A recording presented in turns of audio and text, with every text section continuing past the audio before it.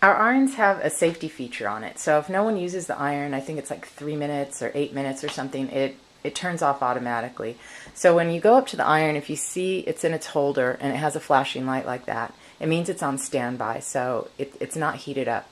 So in order to engage the iron, just put it down on the ironing board and you'll notice that this bigger light on the side lights up. That means that it's heating up. It's like your oven at home. It means that the temperature is coming up. When the temperature comes on and that light goes off, then this light won't be flashing anymore and this will just be on, and you'll know that the iron is heated up and it's ready to go. After you sew your inseams on your pajama pants, you need to press the seam open. We're using 100% cotton flannel. So that light's off now. I know it's heated up and this light's on. Make sure that this lever is over here for steam. We want to have steam when we're ironing the pant leg. So in order to press the seam open, you have to readjust the pant. So you have to open it up this way so that you have your seam like that. Then go ahead and finger press that seam open. And then I use the nose of the iron. Just wiggle it down there and flatten out that seam.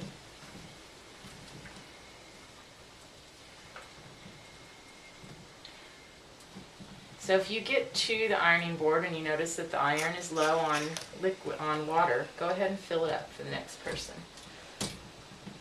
So press that seam open, and now we're going to go and put a zigzag finish on all of those.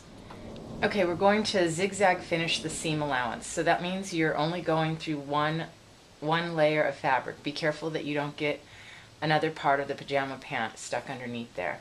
So change your stitch width to, I don't know, like 4. Let's say 4. Let's try 4. I'm going to make the stitch width a little smaller, like 2. And where you want to line this up is the inside corner of the presser foot. You don't need to back stitch on this. Oops. Oh. See, I started in a little too close and it sucked my fabric down in there. So I had to pull it out a little bit. So you're actually going over the edge of the seam allowance. I'm going to stop here to show you what it looks like.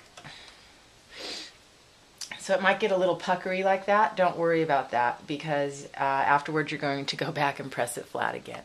Here's a close-up of the zigzag finished seam allowance. You're going to do that 4 times because you have 2 seam allowances on each pant leg and 2 pant legs, so you're going to do that 4 times total. Okay, both legs are sewn and the seams have been pressed open. All of the seam allowances have been seam finished with a zigzag stitch, and then you have to press it again to get it nice and flat. So we're ready for step number 3. This can be confusing, but it's really very simple.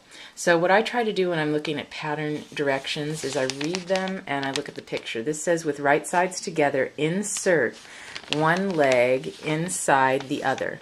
So really important, this is what will help you with this, is see how one leg is inside out and one leg is right side out. So I always try to hold my fabric pieces the way that the picture looks. So I have one leg here that's inside out, and I have my other leg here that is right side out. And all they're telling us to do is to take and insert one leg inside the other. So I'm going to reach up through the bottom here to grab it and slide it down.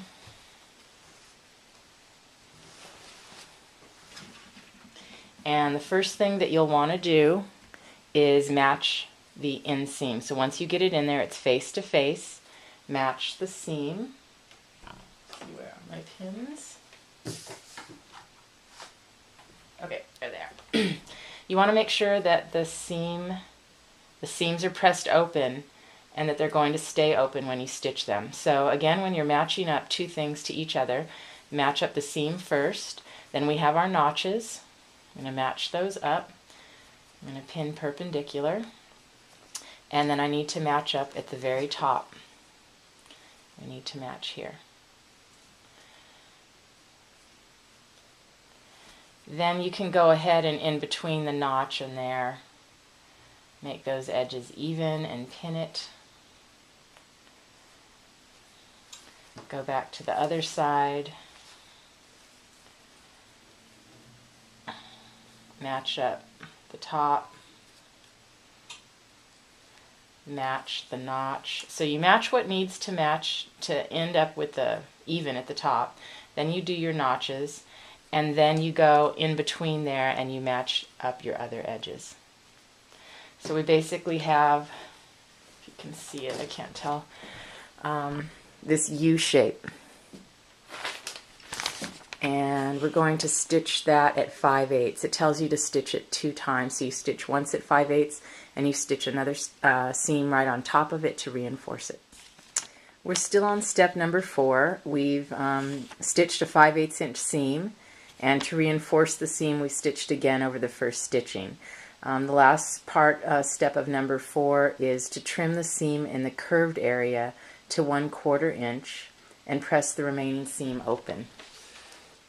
So this curved area is here. By trimming it, it makes it easier to move. So just clip about where the notch is and carefully cut through. Sorry, you can't see what my hand's doing. Cut through both seam allowances. It's like when we trim the wallet. And you trim all the way around to the other notch. So you have a 1/4 inch left here. We know where the front of the pant is now because we have our buttonholes here. So you can go ahead and get rid of the notches.